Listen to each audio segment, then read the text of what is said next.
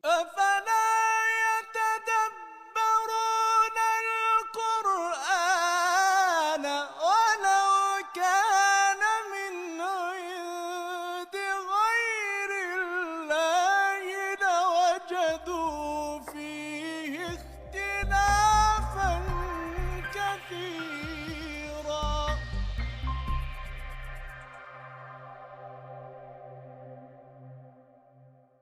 Bismillahirrahmanirrahim. Assalamualaikum warahmatullahi wabarakatuh.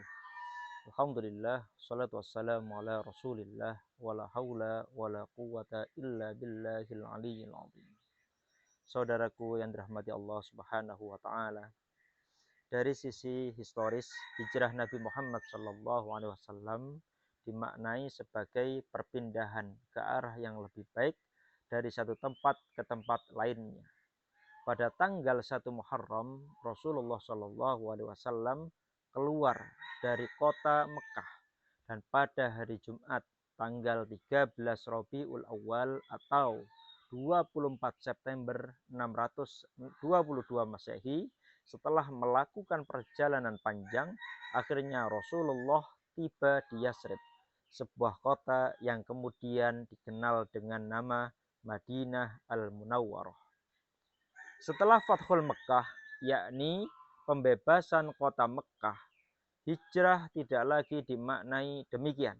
Jika dikaitkan dengan kondisi sekarang, setidaknya ada 3 jenis hijrah yang dapat dilakukan secara substantif, yaitu hijrah dari kebodohan, hijrah dari kemusyrikan, dan hijrah dari perpecahan. Dalam kondisi seperti ini, kita mesti memerangi kebodohan, sehingga spirit mencari ilmu, mengkaji, dan berdiskusi jangan sampai padam. Upaya hijrah memantapkan ketauhidan dari segala kemusyrikan dan kesesatan juga harus dilakukan, di mana saat ini banyak sekali yang kehilangan arah hidup.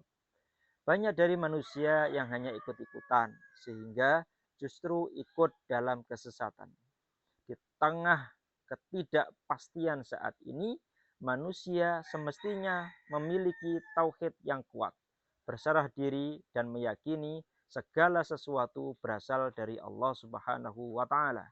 Ia tidak akan diuji melebihi batas kemampuannya dan percaya bahwa setiap ujian pasti berakhir dengan cekap.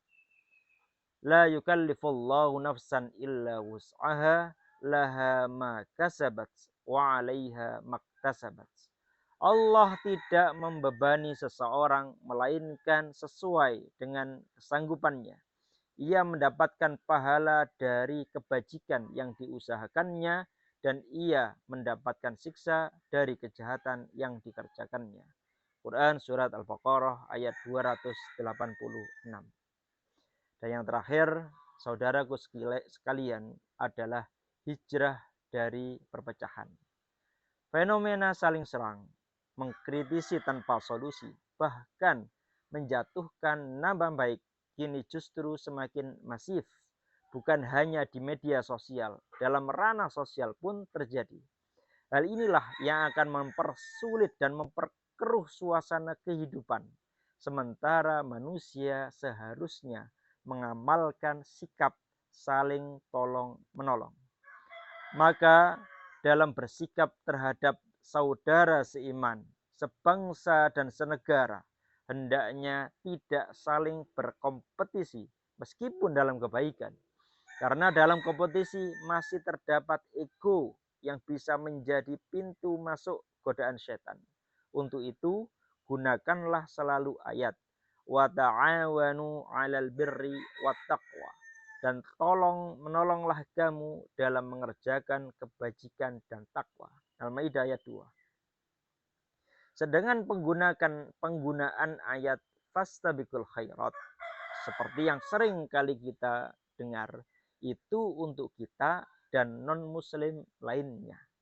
Rasulullah Shallallahu Alaihi Wasallam menyatakan umat Islam akan terpecah menjadi 73 golongan.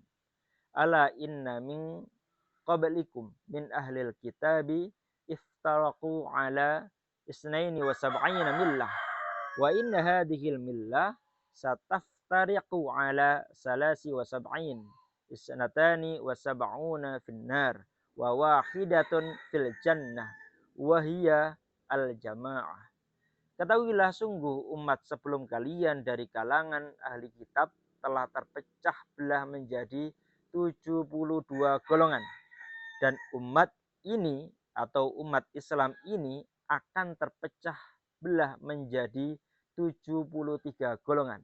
72 golongannya di neraka, sedangkan satu golongannya ada di surga, yakni al-jamaah. Saudaraku yang dirahmati Allah Subhanahu wa taala, saya mengartikannya seperti ini. Jika ada 9 orang dan masing-masing kelompok 3-3, kira-kira ada berapa golongan? 3.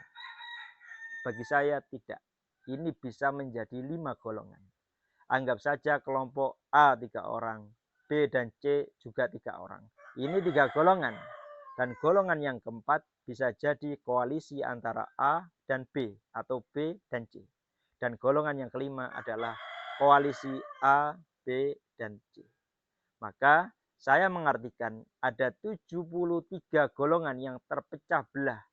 72-nya masuk neraka, kecuali 72 golongan itu bersatu padu, berukhuwah Islamiyah, maka jadilah mereka golongan yang ke-73, yakni al-jamaah. Allah berfirman, alladzina amanu wa hajaru wa jahadu fi sabilillah bi amwalihim wa anfusihim a'dhamu darajatan 'indallah wa ulaika humul faizun. Orang-orang yang beriman dan berhijrah serta berjihad di jalan Allah dengan harta dan jiwa mereka adalah lebih tinggi derajatnya di sisi Allah Subhanahu wa taala. Mereka itulah orang-orang yang memperoleh kemenangan. At-Taubah ayat 20. Semoga di tahun baru 1445 Hijriah ini kita semuanya termasuk orang-orang yang memperoleh kemenangan. Amin ya rabbal alamin. Assalamualaikum warahmatullahi wabarakatuh.